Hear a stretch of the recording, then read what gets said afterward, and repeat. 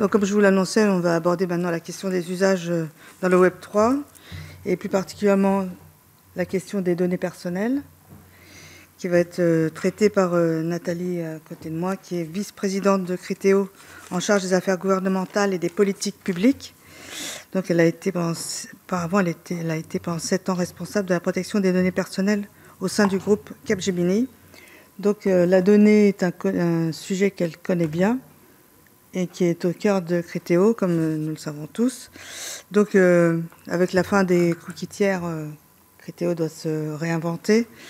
Donc, aujourd'hui, c'est, semble-t-il, la fin d'un modèle économique basé sur le web gratuit et la publicité. La gratuité du web est-elle compatible avec la protection des données personnelles? Et est-ce que le Web 3 va voir émerger un nouveau modèle grâce au micro-paiement, grâce à la monétisation des données?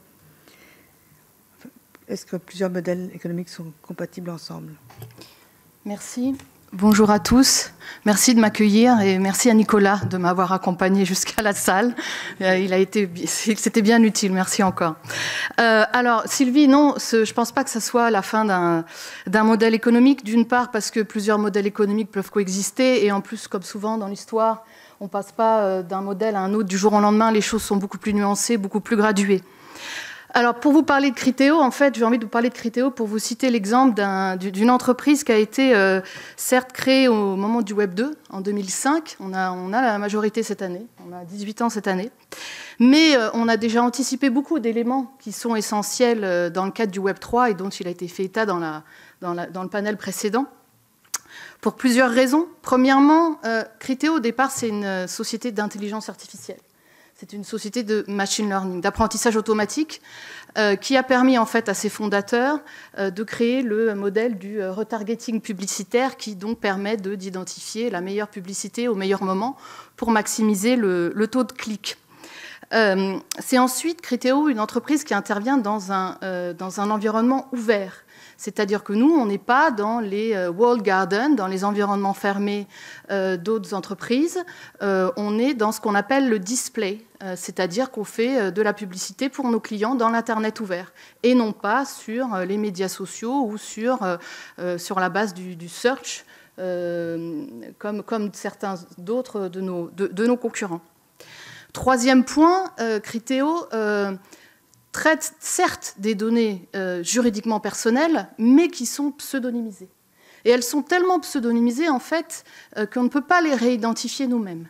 Et j'irai même plus loin, on a fréquemment la police qui vient nous voir, qui nous sollicite pour nous dire on aimerait bien avoir accédé à vos données parce qu'on fait des enquêtes pénales, ça pourrait être utile. On ne peut pas, on n'est pas capable de répondre à ce type de demande parce qu'on ne peut pas recréer le lien avec l'individu. Et puis, bien évidemment, dans le descriptif de la conférence, on parlait des données personnelles collectées librement. Criteo ne collecte pas de données personnelles librement. Criteo, conformément au RGPD et la directive e-privacy, collecte des données sur la base du consentement des utilisateurs.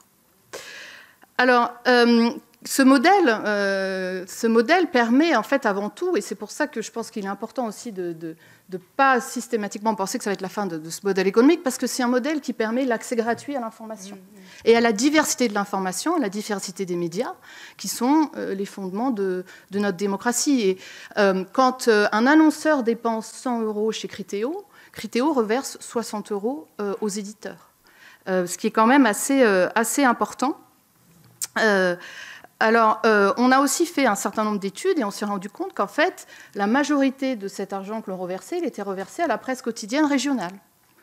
Et puis, vous savez aussi que plus de 50% des dépenses publicitaires actuellement sont du fait de la publicité en ligne.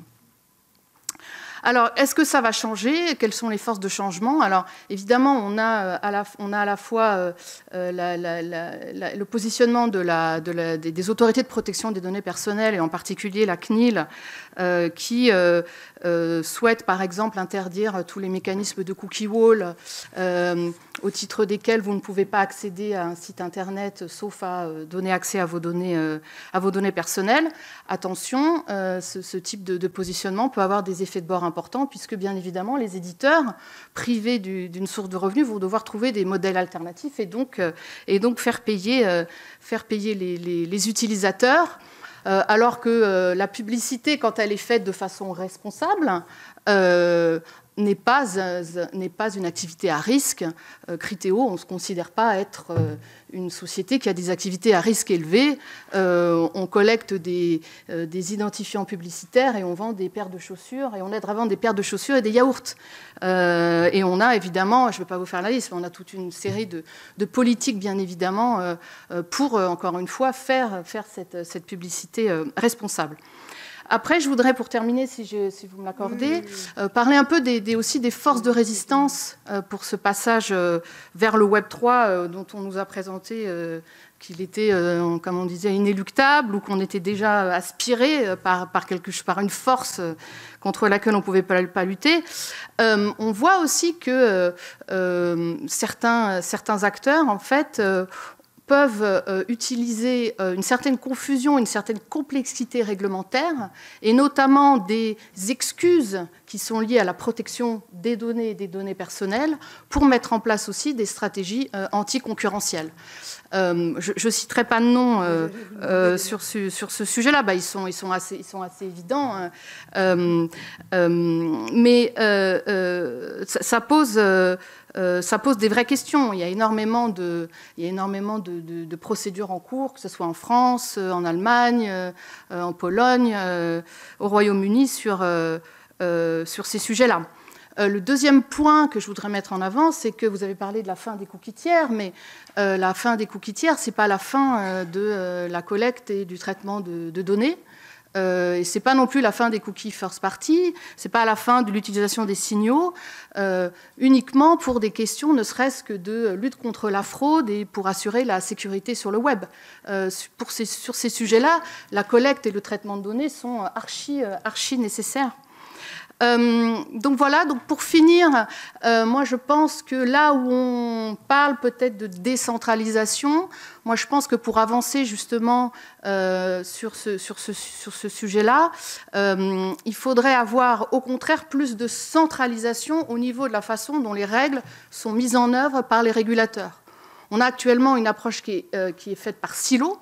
On a des régulateurs qui sont indépendants et qui se cachent derrière cette indépendance, en fait, pour un peu refuser de collaborer avec leurs homologues sans vouloir quelque part savoir quels peuvent être les effets des décisions qu'ils prennent.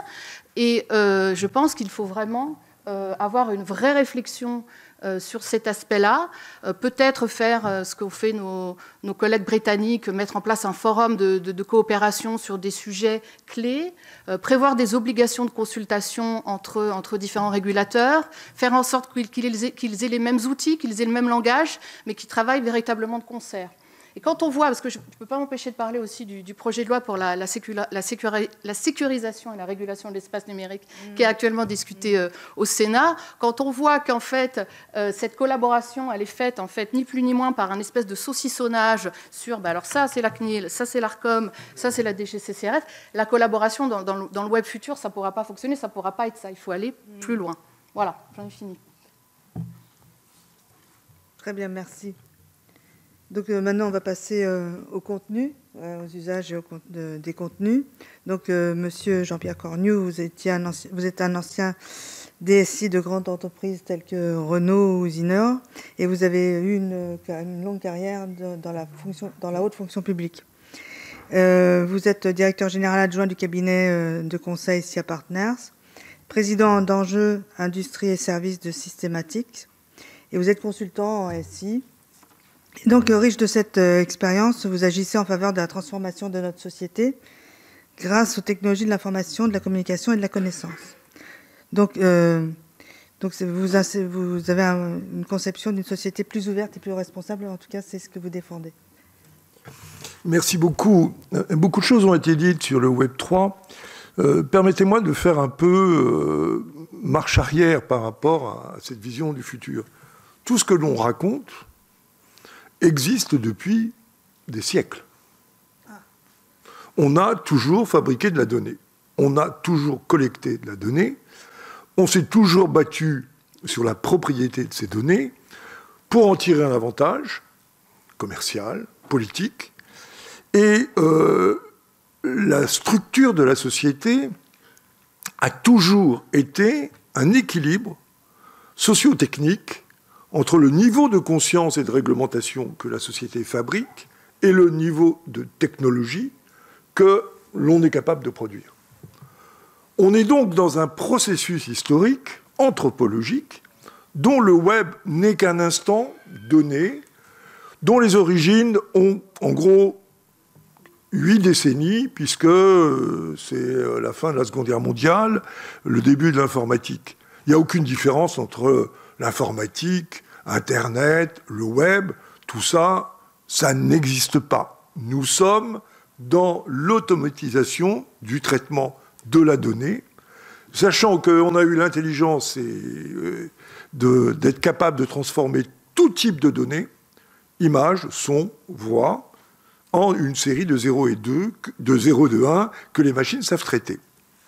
On en est là. Alors, le Web 3, vous l'avez souligné tout à l'heure, c'est la suite de l'Internet, qui était quelque chose d'absolument habitable, une infrastructure de câbles, de tuyauterie et de machines Unix, qui a été rendue lisible grâce à Tim Berners-Lee, qui a inventé le web. Le web, qu'est-ce que c'est? C'est un moyen d'accès à des fichiers informatiques, avec derrière un système, une logique d'adresse et de description de contenu. Le Web 3, évidemment, s'inscrit dans cette logique socio-technique.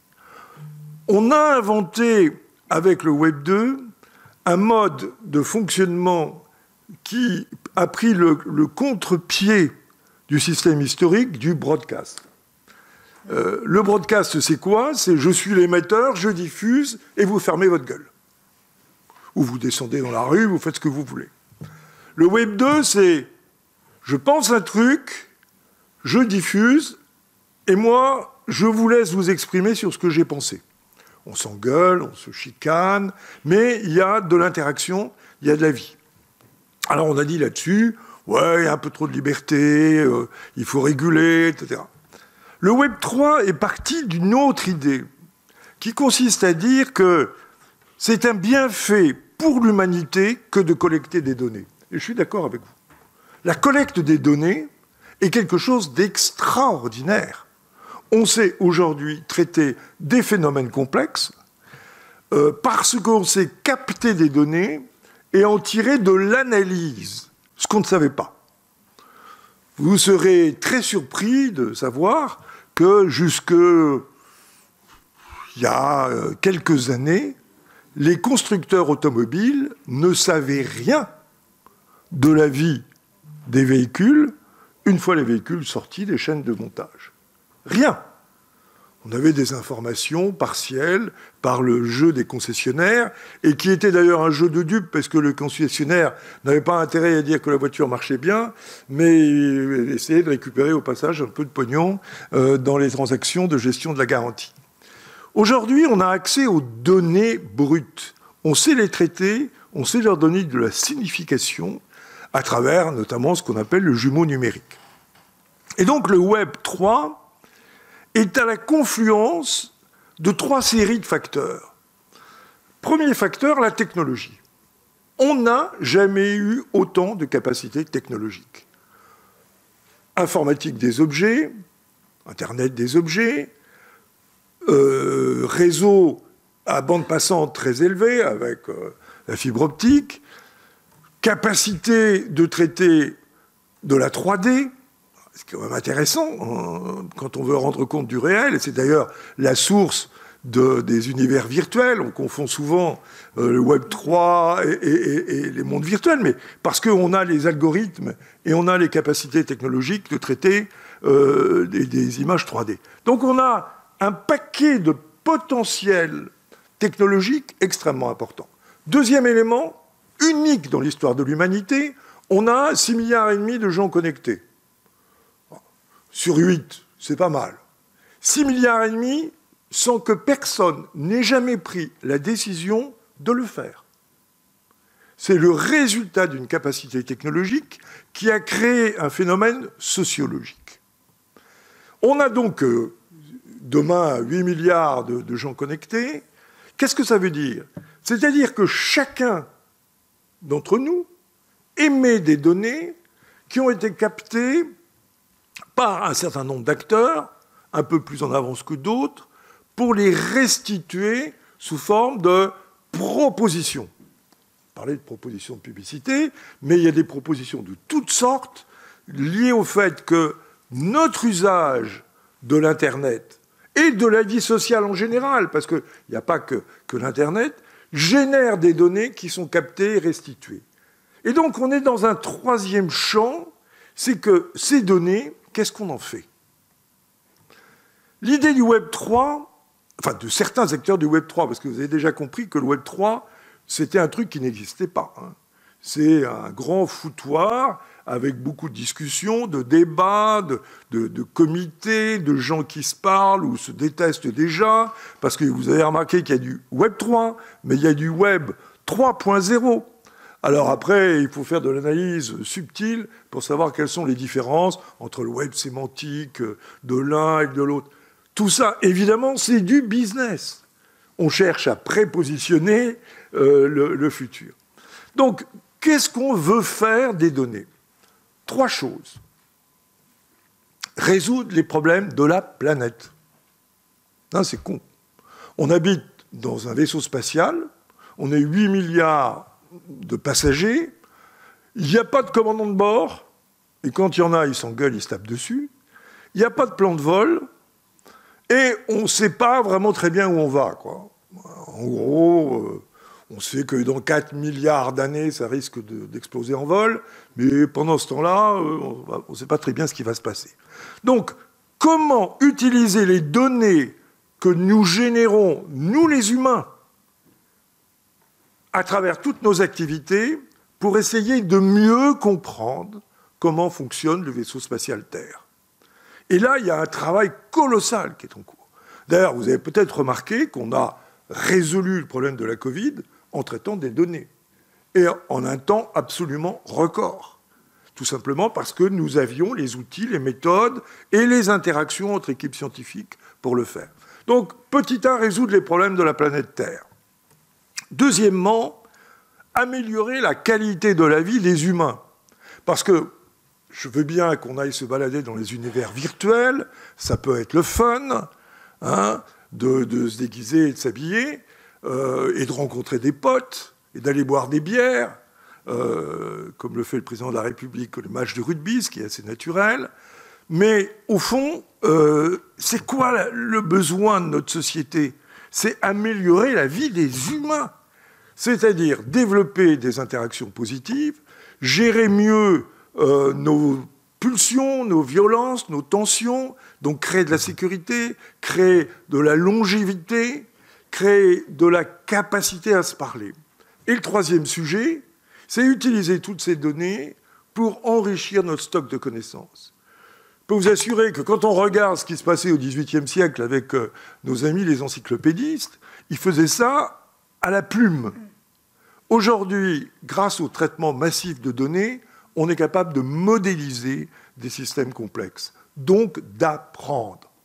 Donc aujourd'hui, le Web 3, il y a des gens, dont je fais partie, qui pensent que c'est pour le bien-être de l'humanité plus que pour le business. Pour le bien-être de l'humanité, parce qu'on en a besoin. Faire vivre 8 milliards de gens sur la planète en paix, à peu près convenablement, c'est pas du tout simple. Et notamment, le Web 3.0 devrait nous aider par la véracité des informations et la traçabilité des informations, à reconstruire un système de gouvernance permettant de prendre des décisions perçues comme pertinentes et équitables. Ça s'appelle la démocratie. Sauf que plus personne n'y croit dans sa forme actuelle. Donc il faut qu'on la réinvente, non pas en faisant une énième république, mais en recréant du lien social de confiance. Et s'il y a un mot qu'il faut retenir dans le Web 3, c'est la confiance. Et la confiance, ça s'acquiert comment? Par la traçabilité et le caractère vérifiable des données, l'auditabilité des données. Donc vous êtes plutôt utopiste et non pas... Pas du tout. Je suis d'un pragmatisme total, puisque tout ceci avance jour après jour. Heureusement, on sait mieux traiter les problèmes de santé, on sait mieux traiter les problèmes de réseau urbain, gérer le traitement des eaux, gérer les ordures, etc. Tous ces éléments-là font partie de la vie. Mais on avance à bas bruit. Oui, mais l'utilisation des données n'est pas que bénéfique aujourd'hui. Globalement, si. Globalement, si. Parce qu'on est capable de mieux comprendre des phénomènes complexes que par le passé. Aujourd'hui, objectivement, pourquoi on a inventé l'adresse physique? Il y a longtemps, hein. C'est sous Richelieu, etc. Pour aller choper les bad guys. Parce que quelque part, il laissait une trace physique. Depuis toujours, les systèmes autoritaires ont cherché à récupérer des données pour faire valoir leur vision de l'ordre. Je n'ai aucune peur d'une gestion de la donnée. J'ai peur des femmes et des hommes qui ont le pouvoir. Donc, c'est ça qu'il faut qu'on reconstruise. C'est l'humanité. Ah oui, mais il faut utiliser les technologies d'aujourd'hui pour construire les anticorps qui vont permettre à la démocratie de triompher de ses démons. Et c'est ça notre travail. C'est pas facile, c'est compliqué, mais le fait d'avoir peur du Web 3 est très contre-productif. Parce qu'il nous amène à penser qu'on a mieux fait avant, ce qui est une connerie abyssale. Peut-être dans la salle, quelqu'un peut-il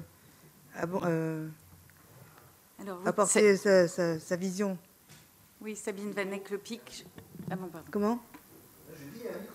Oui, oui. Il est ouvert. Donc Sabine Vanek-Lepic, j'interviens tout à l'heure, enfin tout de suite, bientôt. Je vous remercie pour vos propos parce que c'est vrai que je pense qu'il y a une vraie alternative.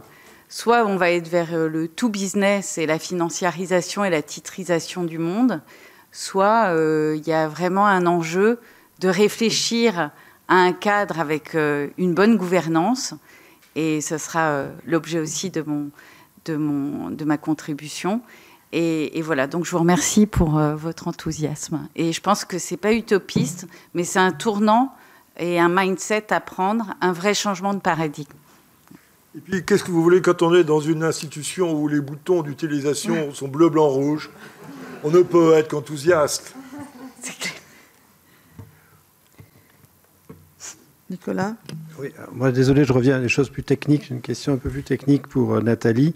Par rapport à tout ce dont vous avez parlé, le nouveau framework de l'IAB, c'est bien ou ça va dans le mur? Le TCF, alors le TCF... Le TCF de l'IAB Alors en fait, le TCF, c'est un dispositif qui permet en fait de mémoriser le consentement des internautes et de le partager aux différents acteurs de la chaîne publicitaire.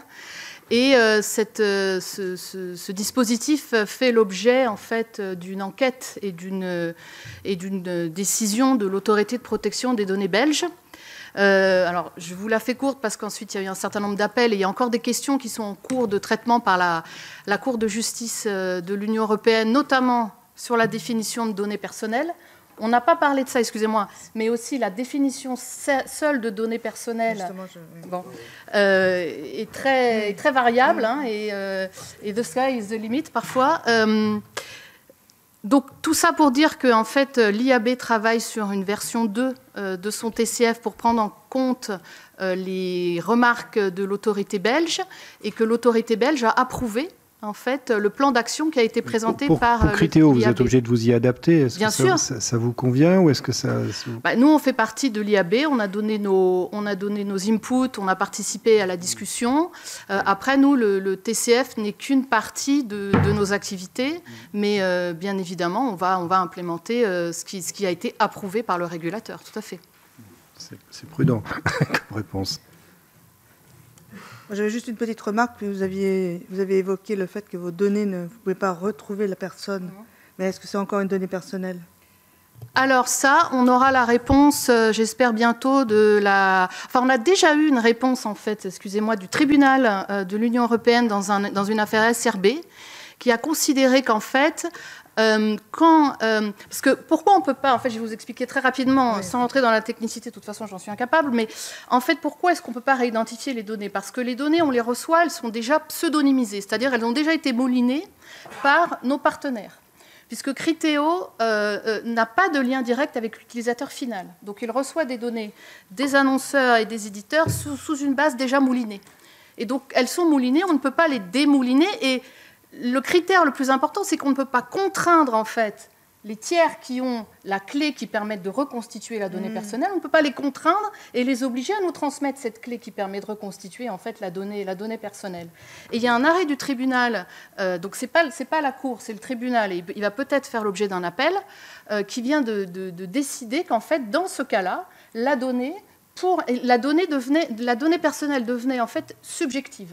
C'est-à-dire qu'elle peut être personnelle pour certaines personnes, ceux qui ont la clé qui permet de réidentifier, et non personnelle pour ceux qui ne peuvent pas avoir accès et ne peuvent pas contraindre les tiers de leur donner cet accès. Donc c'est un sujet dont on n'a pas fini d'entendre parler, et c'est une question extrêmement importante, parce que justement, quand on veut bâtir une économie de la donnée, une société de la donnée, une gouvernance de la donnée, il est important aussi de savoir quelles sont les limites de cette fameuse donnée personnelle, parce que selon les autorités de protection des données personnelles, c'est une définition illimitée. Je me permettrai juste de citer que ce qu'il y a sur le site internet de la CNIL, qui va vous expliquer que les données de vol d'un avion, ce sont les données personnelles du pilote. Donc avec des raisonnements comme ça, potentiellement, on va toujours rentrer, même dans des processus purement industriels, on va toujours rentrer dans un humain et on aura des données personnelles partout autour de nous. Donc c'est vraiment un point crucial. Je me permets d'ajouter un point à votre remarque, qui est une limite au modèle que je décris, c'est qu'il y a un moment donné, et vous avez parfaitement raison, un producteur quelconque, il est responsable de ses processus, mais jusqu'où est-il responsable de l'usage des produits qu'il a fabriqués? Je pense véritablement aux constructeurs automobiles. Or, la traçabilité que nous avons aujourd'hui dans la loi est extrêmement réduite. On ne sait pas qui conduit les voitures. Donc, on n'est absolument pas capable d'avoir une vision statistique précise et rigoureuse, et donc on n'est pas capable d'identifier des processus correctifs par rapport même à des groupes de gens. Donc, il y a un moment donné où il faudra qu'on choisisse entre l'utilité sociale de la connaissance des données, même agrégées individuelles, et le fait qu'on n'y a pas accès par protection, et donc on perd un bénéfice collectif. Et c'est vrai, notamment aussi en matière de soins.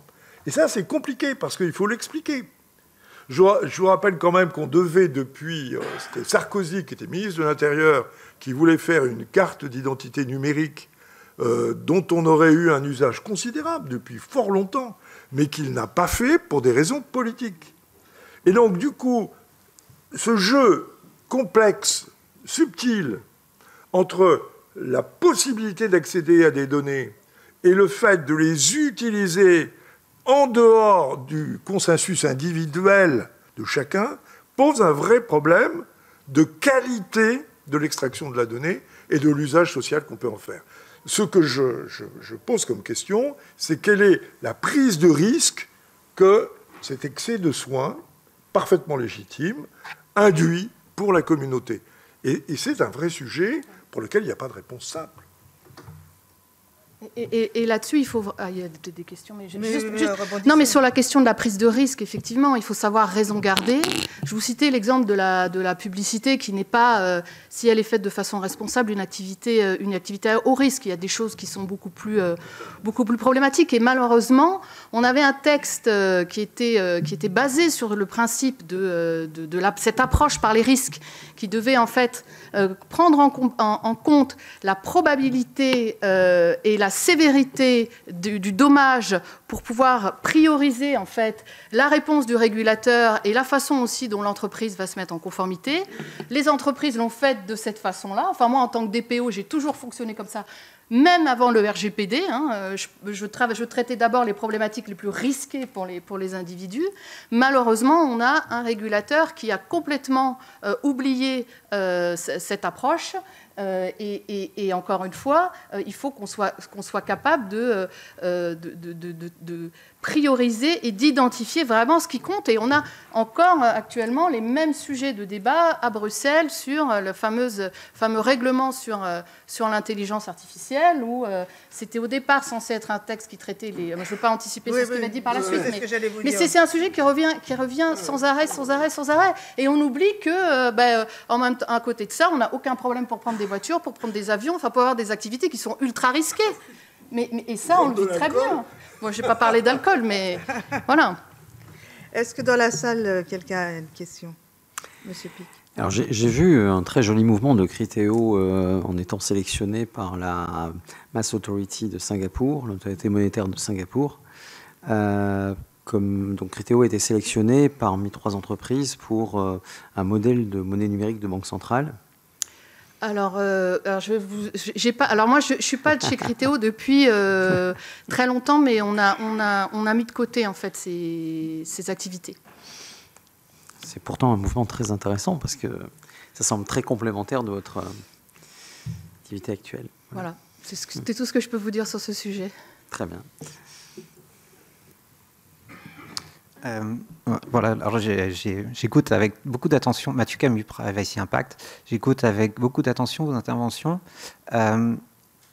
J'ai un regard beaucoup plus modéré sur le travail des autorités de protection des données, notamment sur le travail que 18 autorités à l'échelle européenne ont coordonné en 2021-2022 et qui ont donné lieu aux conclusions du CEPD, indiquant sur les cookie walls justement, indiquant qu'il fallait rechercher l'équilibre des droits entre liberté économique, respect du consentement et droit à la vie privée. Et cette recherche de droit, elle est très fragile, elle est difficile, notamment au regard de la gestion des risques, et vous l'avez bien indiqué, parce que le risque de réidentification de données considérées anonymes évolue avec le temps. Et donc, il faut de manière régulière réévaluer ce risque. Ce n'est pas une interdiction pure et dure, mais ça nécessite effectivement un effort de la part des utilisateurs des données qui ont collecté des données de leurs usagers, justement de vérifier que ce risque est toujours adéquat. Merci. Oui, je suis entièrement alignée avec vous.